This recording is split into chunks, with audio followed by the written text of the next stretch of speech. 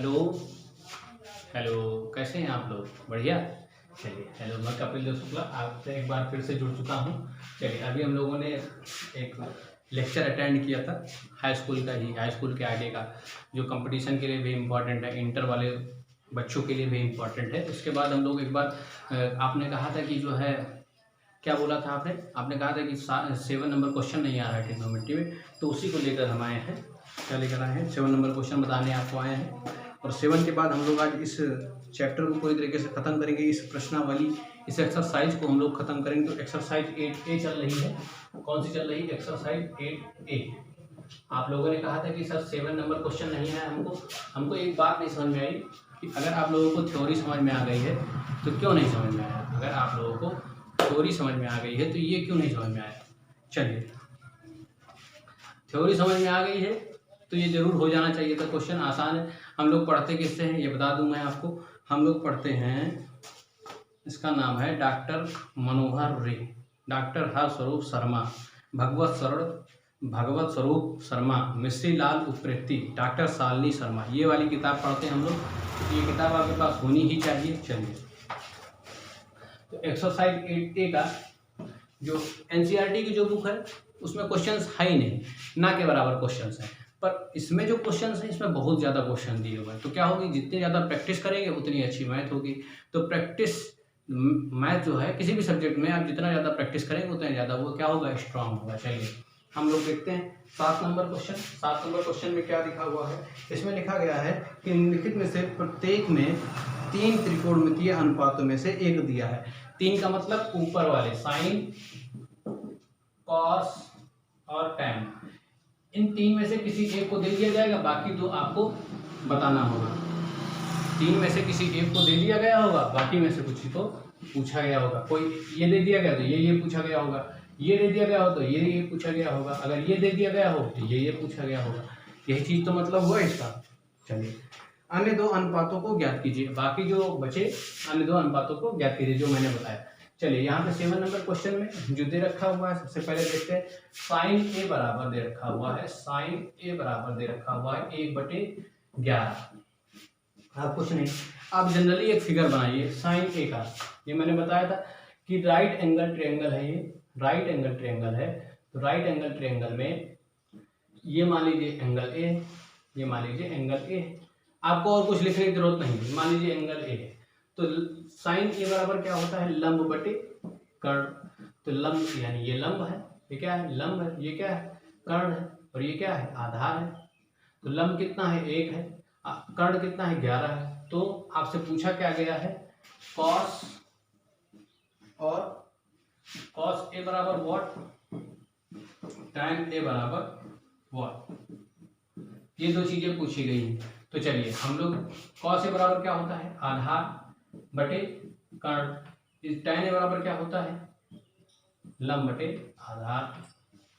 तो हम लोग इसको देखते हैं कैसे निकालेंगे। हमको तो आधार पता ही नहीं, तो आपको एक चीज तो पता है, कर्ण का स्क्वायर बराबर आधार का स्क्वायर प्लस लंब का स्क्वायर, यही तो होता है। यहाँ से निकाल लीजिए, कर्ण का वैल्यू कितना दे रखा हुआ है, 11 का स्क्वायर बराबर आधार की वैल्यू कितनी दे रखी हुई है, निकालना है हमको। आधार का स्क्वायर प्लस लंब का स्क्वायर कितना है, लंब का यानी कि 1 का स्क्वायर 1 ही होगा। तो 11 का स्क्वायर 121, मैंने याद करवाया है आप लोगों को। 121 में से अगर 1 निकल जाएगा तो 120 बचेगा, बराबर आधार का स्क्वायर होगा, यही तो होगा। चलिए, 120 को आप ऐसे यहाँ से हटाएंगे, ये क्या आ जाएगा, अंडर रूट आ जाएगा। इसको आप क्या लिख सकते हैं, इसको लिख सकते हैं 30 गुणे 4, क्या लिख सकते हैं, 3 चौक 12, 120 ए। तो यहाँ से निकल आएगा 4, कितना आएगा, 2√30। जिन लोगों को ऐसे निकालना नहीं आता है उनको मैं सिखा देता हूँ, अभी सिखाऊंगा बाद में। अभी पहले क्वेश्चन कर लेते हैं। जिन लोगों को ऐसे निकालने नहीं आता है अभी बताएंगे कैसे निकाला जाता है। तो कितना आ गया, आधार बराबर आ गया 2√30, 2√30, यहाँ पे आ गया 2√30 यानी 2√30। तो अब यहाँ से निकाल सकते हैं आप, कॉस से बराबर क्या आ जाएगा, आधार कितना है, 2√30 डिवाइड बाई 11। यहाँ से निकालेंगे आप टैन ए बराबर क्या होता है, लंब बटे आधार लिखा हुआ है, तो लंब 1/2√30, यही आंसर होंगे। चलिए, जो लोग ये नहीं निकाल पाते हैं, √120 जैसे आप नहीं निकाल पाए, जैसे आप √120 नहीं निकाल पाए, ये समझ में आया कि कर्ण का स्क्वायर बराबर आधार का स्क्वायर प्लस लंब का स्क्वायर, 11 का स्क्वायर बराबर a का स्क्वायर प्लस 1 का स्क्वायर, ये इधर आएगा 120, 121, 11 का स्क्वायर 121 माइनस 1 बराबर आधार का स्क्वायर, यहाँ से हटाएंगे ये अंडर रूट में आ जाएगा। ठीक है, तो 120 होगा ना। चलिए, जो लोग ये नहीं समझ पाए, चलिए आगे देखते हैं कैसे समझते हैं इसको। ये आपका क्वेश्चन खत्म हुआ। क्वेश्चन जो है खत्म हुआ। तो चलिए, जैसे लिखा हुआ था यहाँ पे अंडर रूट 120 लिखा हुआ, इसको निकालना है आपको। इसको निकालना है कि इसका जो मिनिमम वैल्यू होगी कैसे होगी। तो आप क्या करें, यहाँ पर 120 लिख दें। क्या लिख लें, 120 की क्या निकालना शुरू कर दें, फैक्टर। 2 से डिवाइड करेंगे सबसे पहले, 2 छक्का 12, फिर 2 तीसा हम ये आ जाएगा 30 को निकालेंगे, 2 तीसा मतलब 30 को 2 बार, 30 का 2 बार मल्टीप्लिकेशन करेंगे 60 आएगा। फिर यहाँ से 2 करेंगे, 2 15 हम 30, फिर 5 या 3 ले लेते हैं, 3 पचे 15, 5 एकम 5। चलिए, अब यहाँ पे क्या करेंगे, अगर अंडर रूट लिखा हुआ है, क्या लिखा हुआ, अंडर रूट, तो 2 के जोड़े बनाएंगे, किसी एक ही नंबर के 2 के जोड़े बनाएंगे। जैसे यहाँ पे इसका जोड़ा कितना हुआ, 2 के जोड़े 1 बना, तो इसको हम लोग बाहर लिख लेंगे 1 बार। ठीक है, और जिसके जोड़े ना बने उसको अंडर रूट में ही रखें। जैसे इसका कोई जोड़ा है नहीं है, इसका कोई जोड़ा है नहीं है, इसका कोई जोड़ा है नहीं है, 2 गुणे 3 गुणे 5, तो 2 2 5 15 दूना 30, 2 अंडर रूट 30। बात समझ में? कैसे निकालना सीखे, जरा दूसरे नंबर से सीखते हैं। जैसे लिखा हुआ है 64, क्या लिखा हुआ है, 64 लिखा हुआ है। जैसे लिखा हुआ है 64, इसको बोल जाइए एक बार फिर से। जैसे अंडर रूट 64 लिखा हुआ है, क्या लिखा हुआ, अंडर रूट 64। तो सबसे पहले हम क्या करेंगे, इसके फैक्टर निकालेंगे। क्या निकालेंगे, फैक्टर। 64 का फैक्टर निकालेंगे, 2 से मल्टीप्लाई करेंगे, 2 से डिवाइड करेंगे, 2 3 6 2 दूनी 4, 2 2 1 2 2 6 12, 2 2 8 16, 2 चौको 8, 2 दूनी 4, 2 1 2।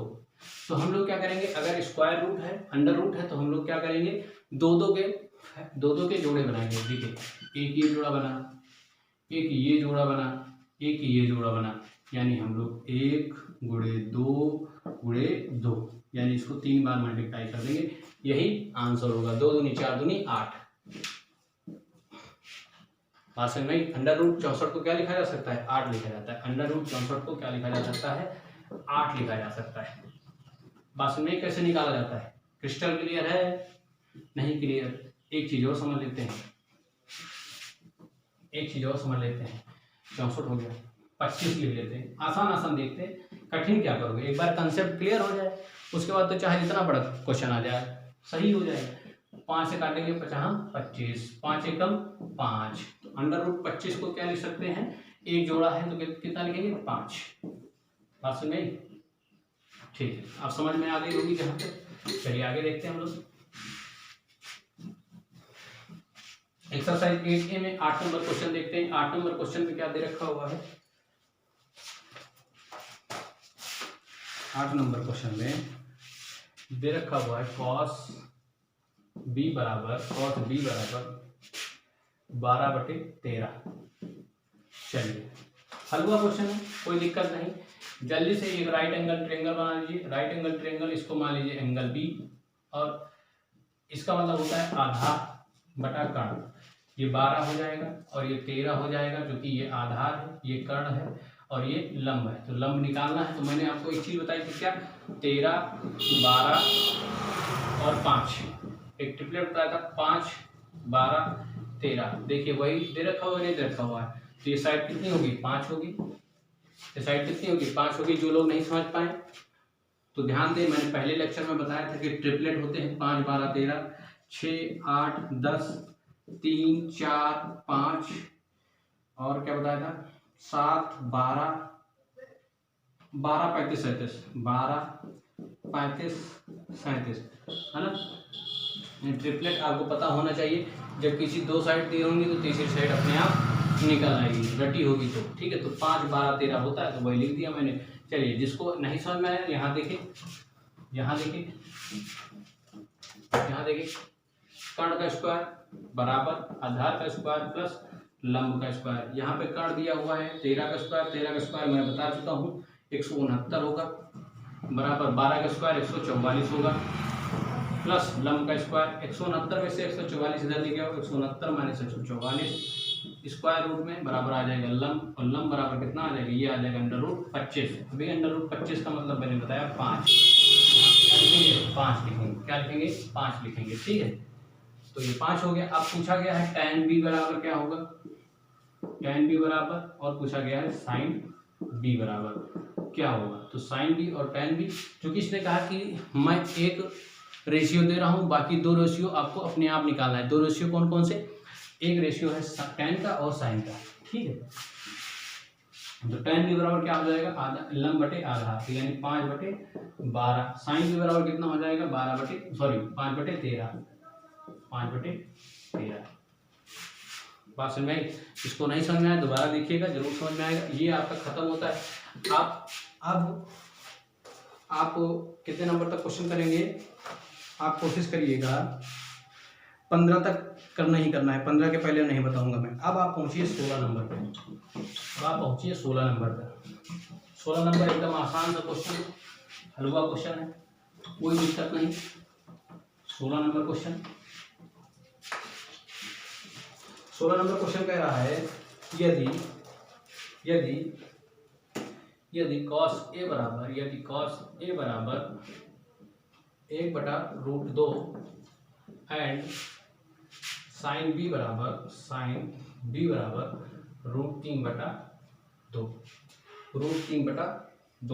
तो बताइए sin a cos b plus cos a sin b कुछ नहीं, वैल्यू निकाल के सिर्फ क्या करना है, इस इक्वेशन में पुट करना है। चलिए देखते कैसे आएगा, पहले सबसे पहले sin a पर, यहाँ पे sin a पता करें, क्योंकि cos a दे रखा हो तो sin a निकाल सकते हैं हम लोग। तो sin cos a बराबर अगर 1/√2 है, 1/√2 है तो ये साइड कितनी रहेगी, 1 रही होगी भाई। अगर ये √2 है, 1 का स्क्वायर प्लस 1 का स्क्वायर बराबर √2 ये रही होगी, ठीक है। दूसरा बनाते हैं, दूसरा वाला दे रखा हुआ है। ऐसा ना करिए कि साइन भी इसी में बना लीजिए, नहीं, ऐसा ना करिएगा भाई, अलग अलग है ना दोनों एंगल। तो साइन b बराबर दे रखा हुआ है √3/2, तो यानी ये चीज √3 दे रखी हुई है, और ये दे रखा हुआ है आपका 2। तो 2 का स्क्वायर 4 में से 3 गया तो कितना आ जाएगा, ये 1 आ जाएगा। कितना आ जाएगा, 1 आ जाएगा, यही तो आएगा भैया। 2 का स्क्वायर 4 में से 3 चला गया, कितना आएगा 1। तो ये आ जाएगा आपका cos sin a बराबर कितना आ जाएगा, sin a बराबर कितना आ जाएगा 1/√2, ठीक। और cos a बराबर कितना आ जाएगा, cos b बराबर आ जाएगा आपका 1/2। तो अब आपको पता चल गया cos a sin b sin a cos b, सब चीजें पता चल गई। अब यहाँ पे रख दीजिए sin a की वैल्यू कितनी, 1/√2, cos b की वैल्यू कितनी, 1/2 प्लस cos a की वैल्यू कितनी यहाँ दे रखी हुई है 1/√2, और sin b की वैल्यू दे रखी हुई कितना, √3/2। इनिशियल एलसीएम कितना आ जाएगा, 2√3 प्लस 1, यही आंसर होगा। बात में क्या आंसर होगा, √3 + 1 / 2√2, ये 1 + √3/2, 2√2। ये समझ में आया कैसे आया भाई। एक बार हमने ये राइट एंगल ट्रायंगल ले लिया, एक बार ये राइट एंगल ट्रायंगल ले लिया। बात समझ में आई कि नहीं आई, ये सही है ना। √3/2 1/2 सही तो है, √2 60 30 90 माइनस तो नहीं लगा, सही तो है, क्या दिक्कत है। चलिए ये एकदम सही है, कोई दिक्कत नहीं। अच्छा, आप इसको दूसरे मेथड से भी कर सकते थे। कैसे कर सकते थे, तो कैसे भी कर सकते थे। आप इसको ऐसे ना करके ऐसे कर सकते थे, ऐसे ना करें। अगर आप ऐसे ना करें तो ऐसे कर सकते थे। कैसे, अब थोड़ा लेवल बढ़ रहा है, इसलिए हम थोड़ा स्पीड बढ़ा चुके हैं। क्यों स्पीड बढ़ा चुके हैं, क्योंकि पिछले क्लास में मैंने क्या पूरी तरीके से बेसिक्स बता रखा हुआ है, तो इस वजह से बेसिक एक बार फिर से देखिए। अगर नहीं समझ में आ रहा है तो फिर से देखिए, क्योंकि अब हम बार बार चीज़ें नहीं दोहराएंगे, बार बार चीज़ें दोहराने से समय लगेगा, ठीक है। तो √3 + 1/2 √2। अब देखिए आप इसको किसी और मेथड से भी कर सकते हैं, जैसे यहाँ पे दे रखा हुआ है cos a बराबर 1/√2। अभी आपको वैल्यू नहीं पता है, cos 30 की वैल्यू होती है cos 45 की वैल्यू होती है 1/√2। बात समझ में आई? यहाँ इसकी 1/√2 की जगह क्या लिख सकते हैं, cos 45। क्या लिख सकते हैं, cos 45। दोनों इक्वेशन बराबर हैं तो a बराबर कितना आ जाएगा, a बराबर 45 डिग्री। कितना आ जाएगा, a बराबर 45। b बराबर यहाँ से निकालेंगे, b बराबर यहाँ से निकालेंगे हम लोग, तो साइन b बराबर दे रखा हुआ है √3/2। तो यहाँ साइन b बराबर लिख सकते हैं, साइन b बराबर sin 30, क्योंकि 60 की वैल्यू होती है, कितने की वैल्यू होती है, 60 की वैल्यू होती है √3/2। तो b बराबर कितना आ गया, 60 डिग्री आ गया। कितना डिग्री आ गया, 60 डिग्री आ गया। बात समझ में, a बराबर 45 डिग्री, b बराबर 60 डिग्री। तो यहाँ पे अगर आपको cos b निकालना हो तो cos b बराबर डायरेक्टली आ जाएगा 1/2। कैसे, क्योंकि cos b की जगह कितना रखेंगे, 60 डिग्री, और cos 60 की वैल्यू होती है 1/2। यहाँ पे अगर देखें sin 45 की वैल्यू, sin 45 की वैल्यू कितनी आ जाएगी, √2 आ जाएगी। तो डायरेक्टली यहाँ से रख सकते हो, क्या रख सकते हो, 1/√2 इंटू cos b बराबर यहाँ पे हमने निकाल रखा हुआ 1/2 प्लस cos a बराबर दे ही रखा 1/√2 इंटू साइन b दे रखा √3/2। तो ये वही चीज आ गई, √3 + 1/2√2। एक क्वेश्चन को करने के हजारों तरीके होते हैं, अभी आपको मैंने पढ़ाया नहीं है a + b वाला भी पढ़ाया नहीं है। नहीं तो एक इसका और तरीका हो सकता है, क्या हो सकता है, ये एक फार्मूला होता है, किसका फार्मूला होता है, साइन a + b का फार्मूला होता है। तो यहाँ पे हम a की वैल्यू कितना रख दें, 45 डिग्री, और b की वैल्यू कितना रख दें, 60 डिग्री। तो कितना आ जाएगा, 110 छापा 11 115 सॉरी, कितना आ जाएगा, 6 4 10 105 डिग्री, 105 डिग्री आ जाएगा। 105 डिग्री को हम लोग बांटेंगे, जब 105 निकालेंगे तो अपने आप आ जाएगा, साइन 105 की वैल्यू निकालें तो आ जाएगा। बात समझ में आई, बात समझ में आई भैया, a + b, हाँ ठीक है, ऐसा होता है। तो हम लोग कई मेथड होते हैं, एक क्वेश्चन को करने का कई तरीके होते हैं। जब हम लोग आगे पढ़ते चलेंगे तो कई तरीके बताते चलेंगे। बहरहाल आप इस तरीकों को ना अपनाइएगा जो मैंने ये तरीका अपनाया है, क्योंकि आप इसको भी समझे नहीं होंगे, क्योंकि आपको वैल्यू पता नहीं होंगी, sin 60 क्या होती है, cos 60 की क्या होती है।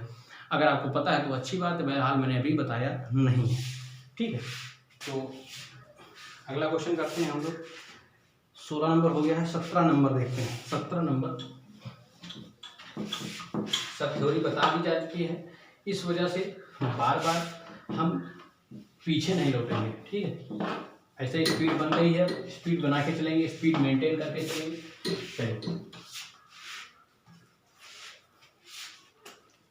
चलिए साइन tan थीटा बराबर a/b।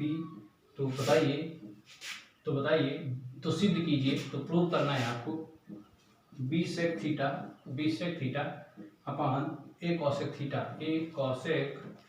थीटा बराबर 1। इसको प्रूव करना है, हमें क्या करना है, प्रूव करना है। अगर हमारे पास ये कंडीशन दे रखी हुई है कि tan थीटा बराबर a/b, देन हमें प्रूव करिए कि ये बराबर 1 होगा। चलिए देखते कैसे प्रूफ होगा। तो यहाँ पे हम राइट एंगल ट्रायंगल बना लेते हैं, इसका मतलब है a/b, तो ये क्या होगा, √a² + b²। कैसे आया ये जरा देखते हैं। कर्ण का स्क्वायर बराबर होता है आधार का स्क्वायर प्लस लंब का स्क्वायर। ये एक राइट एंगल ट्रायंगल है, आपको दिख रहा है। तो कर्ण का स्क्वायर बराबर आधार का स्क्वायर यानी b का स्क्वायर प्लस a का स्क्वायर, बात एक ही है। यहाँ से अंडर हटाएंगे तो क्या आ जाएगा, यहाँ से स्क्वायर हटाएंगे तो अंडर आ जाएगा। तो k की वैल्यू कितनी आ गई, √a² + b²। अब देखिए सेक थीटा बराबर क्या होता है, सेक थीटा बराबर आपको बताया गया था कि कर्ण बटे आधार, यानी √a² + b² अपान आधार कितना, b। इसी प्रकार कॉसेक थीटा बराबर क्या होगा भैया, कॉसेक थीटा बराबर होगा कर्ण √a² + b² अपान क्या होगा, a होगा। बात में, और यही वैल्यू कहाँ रख देनी है आपको, इसमें रख देनी है। b सेक थीटा की वैल्यू क्या निकाला, a² + b² इस अंडर रूट में डिवाइड बाई b बड़ा बटे बराबर क्या आएगा, under root a square cosec theta की value a square plus b square into a upon a, ये ए से ए कट जाएगा, ये बी से बी कट जाएगा, ये अंडर रूट से ये अंडर रूट कट जाएगा, कितना आएगा 1, सब कट कुटा के सब जब कट कुटा जाएगा तो कितना आएगा 1 आएगा। बात समझ में आई। या फिर ऐसे नहीं करते तो आप ऐसे भी कर सकते थे, कैसे कर सकते थे, कहाँ गया भैया, हाँ आप ऐसे ना करते, अगर आपको ऐसे नहीं करना है, समझ में आया नहीं समझ में आया भाई, कर्ण की वैल्यू मैंने निकाल ली तो हमको सिर्फ वैल्यू रखना था बी सेक थीटा की value under root a square plus b square upon b, cosec theta की value under root a square plus b square upon a, यहाँ रख दिया, आंसर आ गया, प्रूफ हो गया। ठीक है, LHS बराबर RHS। या ऐसे ना करके आप, आपसे पूछा गया था ये यहाँ बी अपॉन ए हो गया था, सेक थीटा बराबर क्या होता है आपको पता है, लंब बटे कर्ण बटे आधार। यहाँ पे कॉसेक थीटा बराबर क्या होता है, कर्ण बटे लंब। चलिए यही होता है कि नहीं होता है, तो आप इसको लिख सकते हैं, क्या लिख सकते हैं, बी के अपॉन ए, और ये एल ऊपर चला आएगा, ए इंटू के और एल कहाँ चला आएगा, ऊपर आ जाएगा, एल ए नीचे चला गया, और यहाँ पे भैया ए ये और ये आ जाएगा, ए ये के से क्या हो जाएगा, कट जाएगा, और यहाँ बचा क्या, b by a into l upon a. ये एल क्या है, लंब है, ये आधार है, और लंब कितना दे रखा हुआ है, लंब ए दे रखा हुआ है, तो बी बाई ए इंटू लंब कितना है, ए इंटू बी यानी आधार, तो बी से बी कट गया, ए से कट गया। तो मेथड करने के बहुत सारे मेथड है, मैं आपका पूरे तरीके से दिमाग खोल दूंगा, दिमाग की बत्ती, एक ही क्वेश्चन को करने के कई तरीके बताऊंगा मैं। तो ये इतनी क्षमता है मेरे अंदर कि एक ही क्वेश्चन को करने के कई सारे तरीके पता है मुझको। तो वो सब चीज़ें आपको पता होना चाहिए कि यहाँ पर वैसे ना करके, ऐसे ना करके, हम लोग ऐसे ही नॉर्मली फॉर्म कर सकते हैं बिना इसको निकाले।